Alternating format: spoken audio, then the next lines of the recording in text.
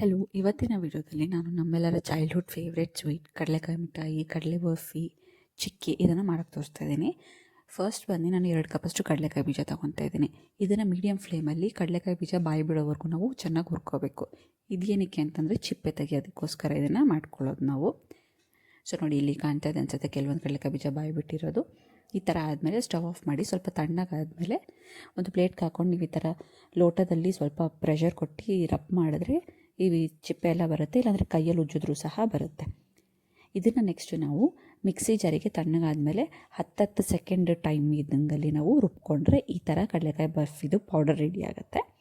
So ಇದು main. ಹಾಗೆ ಹಾಕೋಬೋದು ಅಂತಂದರೆ ನಿಮ್ಗೆ ಆ ಥರನೇ ಹಾಕೋಬೋದು, ಇಲ್ಲ ಪುಡಿದು ಬೇಕು ಅಂದರೆ ನೀವು ಮಾಡ್ಕೊಬೋದು. ಇದಕ್ಕೆ ನಾನು 2 ಕಪ್ಪಷ್ಟು ಬೆಲ್ಲದ ತುರಿ ತೊಗೊಂಡಿದ್ದೀನಿ. ನಾನು ನಾನ್ ಸ್ಟಿಕ್ ಪ್ಯಾನಲ್ಲಿ ಮಾಡ್ತಾಯಿದ್ದೀನಿ ಇಲ್ಲಿ. ಸೊ 2 ಕಪ್ಪಷ್ಟು ಬೆಲ್ಲ. ಸೊ ಬೆಲ್ಲ ಹಾಕಿದ ತಕ್ಷಣ 1 ಕಪ್ಪಿಗೆ 1/4 ಕಪ್ಪಷ್ಟು ನೀರು ಹಾಕ್ಕೋಬೇಕು. ಆವಾಗ ಸ್ವಲ್ಪ ನಮಗೆ ಪಾಕ ಜಾಸ್ತಿ ಬರುತ್ತೆ. ಸೊ ಅದೊಂದು ಮೆಷರ್ಮೆಂಟ್. ಸೊ ಬೆಲ್ಲ ಎಲ್ಲ ಚೆನ್ನಾಗಿ ಕರಗುತ್ತೆ. ನಾವು ಗಟ್ಟಿ ಬೆಲ್ಲನೇ ಹಾಕ್ಬಿಟ್ರೆ ಏನಾಗುತ್ತೆ ಅಂದರೆ ಕರಗೋದಕ್ಕೆ ತುಂಬ ಟೈಮ್ ತೊಗೊಳುತ್ತೆ. ಸೊ ಅದಕ್ಕೋಸ್ಕರ ತುರಿದಿರೋ ಬೆಲ್ಲನ ಯೂಸ್ ಮಾಡ್ತಾಯಿದ್ದೀನಿ. ಸೊ ಒಂದು ಕುದಿ ಬರೋವರೆಗೂ ಚೆನ್ನಾಗಿ ನಾವು ಆಡಿಸ್ತಾ ಇರಬೇಕು ಕೈನ. ಸೊ ಎಲ್ಲಿವರೆಗೂ ಅಂತಂದರೆ ಇದು ನಾನು ಆ್ಯಕ್ಚುಲಿ ಇದು ಮಾಡ್ತಾ ಇರೋದು ಬಂದು ತುಂಬ ಗಟ್ಟಿ ಇರೋಲ್ಲ, ಈ ಕೊಬ್ಬರಿ ಬರ್ಫಿ ಕನ್ಸಿಸ್ಟೆನ್ಸಲ್ಲಿ ಬರುತ್ತೆ. ಸೊ ಚೆನ್ನಾಗಿ ಕುದಿ ಬಂದಮೇಲೆ ನಾವು ನೀರಿಗೆ ಹಾಕ್ಕೊಂಡು ನೋಡಿದ್ರೆ ಒಂದು ಸಾಫ್ಟ್ ಬಾಲ್ ಥರ ಕೈಗೆ ಅಂಟದೇ ಇರೋ ಥರ ಆಗಬೇಕು. ಇಲ್ಲಿ ನೋಡಿ, ನಾನು ಟ್ರೈ ಮಾಡಿದೆ ಫಸ್ಟ್ ಟೈಮು, ಬಟ್ ಅದು ಕೈಗೆ ಅಂಟ್ತಾ ಇತ್ತು ಜಿಡ್ಡು ಥರ. ಸೊ ಇನ್ನೊಂದು ಸ್ವಲ್ಪ ಹೊತ್ತು ಕುದಿಸ್ಕೊಂಡೆ. ಅಂದರೆ ನಿಮಗೆ ಒಂದು 30 ಸೆಕೆಂಡ್ಸ್ಗೆಲ್ಲ ನೀವು ಟ್ರೈ ಮಾಡಬೇಕು. 5 ನಿಮಿಷ ಆದಮೇಲೆ ಚೆಕ್ ಮಾಡ್ತೀನಿ ಅನ್ನೋದಾಗಲ್ಲ. ಸೊ ನಾನೊಂದು 30-40 ಸೆಕೆಂಡ್ಸಿಗೆ ಮತ್ತೆ ಈ ಥರ ಇನ್ನೊಂದು ಸರಿ ನೀರಿಗೆ ಹಾಕ್ಬಿಟ್ಟು ನೋಡಿದೆ. ಸೊ ನೋಡಿ, ಇದು ಬಂದು ಸ್ವಲ್ಪ ಬಾಲ್ ಫಾರ್ಮಿಗೆ ಬರ್ತಾಯಿದೆ, ಪಾತ್ರೆಗೆ ಅಂಟ್ತಾ ಇಲ್ಲ. ಮತ್ತು ಕೈಗೆ ತೊಗೊಂಡ್ರು ನನಗೆ ನೀಟಾಗಿ ಬಾಲ್ ಫಾರ್ಮೇಷನ್ ಆಗುತ್ತೆ. ನೋಡಿ, ಇಲ್ಲಿ ನಾನು ಉಂಡೆ ಆರಾಮಾಗಿ ಕಟ್ಬೋದು, ಇದು ಕೈಗೆ ಅಂಟ್ತಾ ಇಲ್ಲ. ಸೊ ಇದು ಕರೆಕ್ಟ್ ಕನ್ಸಿಸ್ಟೆನ್ಸಿ, ತುಂಬ ಸಾಫ್ಟ್ ಬರ್ಫಿ ಬರಬೇಕು ಅಂದರೆ. ಸೊ ಇದಕ್ಕೆ ನಾನು ಕಡಲೆಕಾಯ್ದು ಪುಡಿ ಏನಿದೆ ಮಿಕ್ಸಿ ಮಾಡ್ಕೊಂಡಿದ್ದು ಅದನ್ನು ಹಾಕ್ಕೊಂಡು ಚೆನ್ನಾಗಿ ಮಿಕ್ಸ್ ಮಾಡ್ಕೊತಾ ಇದ್ದೀನಿ. ಸೊ ಇದ್ರ ಜೊತೆಗೆ ನೀವು 1-2 ಸ್ಪೂನಷ್ಟು ತುಪ್ಪ ಸಹ ಹಾಕ್ಕೊಬೋದು, ಒಳ್ಳೆ ಫ್ಲೇವರ್ ಬರುತ್ತೆ. ಸೊ ಒಟ್ಟಿಗೆ ಕಡಲೆ ಪುಡಿ ಹಾಕ್ಬೇಡಿ, ಯಾಕಂದರೆ ಕಲ್ಸೋದಕ್ಕೆ ತುಂಬ ಕಷ್ಟ ಆಗುತ್ತೆ. ಸೊ ಸ್ವಲ್ಪ ಸ್ವಲ್ಪನೇ ಹಾಕಿ ಮಿಕ್ಸ್ ಮಾಡಿಕೊಂಡ್ರೆ ನಮಗೆ ಈಸಿ ಇರುತ್ತೆ. ಸೊ ಈ ಥರ ಆದಮೇಲೆ ನಾವೊಂದು ಪ್ಲೇಟಿಗೆ ಆಲ್ರೆಡಿ ತುಪ್ಪ ಸವರಿಟ್ಕೊಂಡಿರಬೇಕು. ಸೊ ಇದೆಲ್ಲ ಮಿಕ್ಸ್ ಆಗಿದ ತಕ್ಷಣ ನಾವು ಪ್ಲೇಟಿಗೆ ಸುರಿದು ಸೆಟ್ ಮಾಡಬೇಕಾಗುತ್ತೆ. ಈ ಫಾರ್ಮ್ ಕನ್ಸಿಸ್ಟೆನ್ಸಿ ಬರೋವರೆಗೂ ಸಾಕು. ತುಂಬ ತೆಳ್ಳೂ ಆಗಬಾರ್ದು, ಗಟ್ಟಿನೂ ಆಗಬಾರ್ದು. ಬೇಕಂದರೆ ಏಲಕ್ಕಿ ಪುಡಿ ಸಹ ಹಾಕ್ಕೊಬೋದು.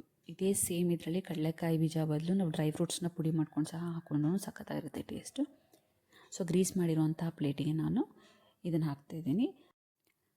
ಸೊ ಹಾಕಿದ್ಮೇಲೆ ಒಂದು ಹದಕ್ಕೆ ಒಂದು ಫಾರ್ಮ್ ಒಂದು ಲೆವೆಲಿಗೆ ಮಾಡ್ಕೊಬೇಕು. ಇದು ಬಿಸಿ ಇರೋವಾಗಲೇ ಸ್ವಲ್ಪ ಮಾಡಬೇಕಾಗುತ್ತೆ.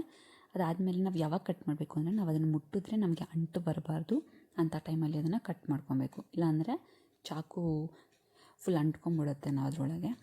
ಸೊ ಅದಕ್ಕೋಸ್ಕರ ನಾವು ಸ್ವಲ್ಪ ತಣ್ಣಗಾದಮೇಲೆ ಕಟ್ ಮಾಡಿದ್ರೆ ಒಳ್ಳೆಯದು.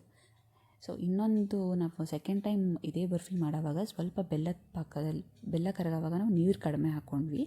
ಅದು ಹೆಂಗಾಯಿತು ಅನ್ನೋದನ್ನ ನಿಮಗೆ ನೆಕ್ಸ್ಟ್ ಲಾಸ್ಟ್ ಕ್ಲಿಪ್ಪಿಂಗಲ್ಲಿದೆ. ಸೊ ಫಸ್ಟ್ ಟ್ರಯಲಲ್ಲಿ ನಮಗೆ ಈ ಥರ ಕಡಲೆಕಾಯಿ ಬರ್ಫಿ ಮಾಡಿದ್ದು ತುಂಬ ಚೆನ್ನಾಗಿತ್ತು. ಸೇಮ್ ಇದು ಕೊಬ್ಬರಿ ಬರ್ಫಿ ಕನ್ಸಿಸ್ಟೆನ್ಸು, ತುಂಬ ಗಟ್ಟಿ ಇಲ್ಲ, ಮಕ್ಕಳೆಲ್ಲ ಆರಾಮಾಗಿ ತಿನ್ಬೋದು. ಸಖತ್ ಟೇಸ್ಟಿಯಾಗಿದೆ, ಹೆಲ್ದಿ. ಕಡಲೆಕಾಯಿ ಬೀಜದಲ್ಲಿ ತುಂಬ ಬೆನಿಫಿಟ್ಸ್ ಇದೆ ನಮಗೆ, ಹೆಲ್ತ್ ಬೆನಿಫಿಟ್ಸು. ಜಾಗರಿನೂ ತುಂಬ ಒಳ್ಳೆಯದು.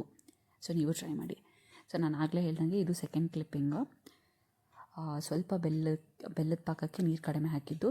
ಸೊ ಅಂಥ ಟೈಮಲ್ಲಿ ಆ ಥರ ಕ್ರಂಬಲ್ ಥರ ಆಗಿತ್ತು.